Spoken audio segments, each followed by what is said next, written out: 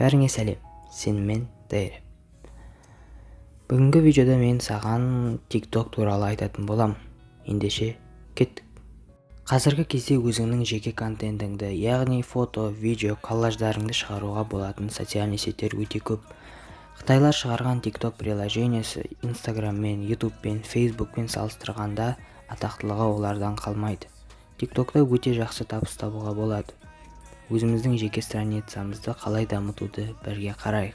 TikTokқа ай сайын 500 миллион адам кіріп шығады. Енді сұрақ, бұл приложениеде ақша табуға бола ма? Жауап, болады. Дәл осы уақытта TikTok өзінің блогерлеріне YouTube секілді ақша бермейді, бірақ болашақта барлығы болады. Қазір қарап отқан видеом бірнеше тақырыптан тұрады. Сіздерге ыңғайлы болу үшін комментке тайм-код қалдырып кеттім.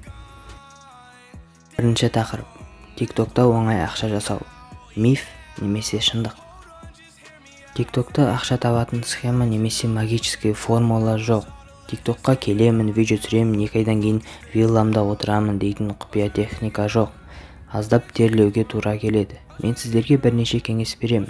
Қандай жолды таңдайтыныңызды өзіңіз шешіңіз. TikTokта ақша табу басқа социальный сеттерде ақша табу сияқты. Шыдам, жұмысқа, ақшаға деген қызығушылық, шығармашылық подходты қажет етеді. Керемет, көңілді контент істеу. Instagramға қарағанда TikTokта контент өте сапалы. Соның арқасында бұл приложение өте аз уақытта жақсы репутация жинап алды. Видеоға идея ойланғанда өте көп уақыт құртпаңыздар, әйтпесе видео қызықсыз болады. Неге сіз дәл қазір TikTokқа қосылуыңыз керек? TikTok ең соңғы тренд. TikTokта басқа желілерге қарағанда рекламада арзандау. Обязательно олардың ережесімен жүріңіздер. Ал сіздермен болған мен Дайреп. Ертеңгі видеоны күт, және лайв каналға және 3-ші каналға тіркелуді ұмытпа.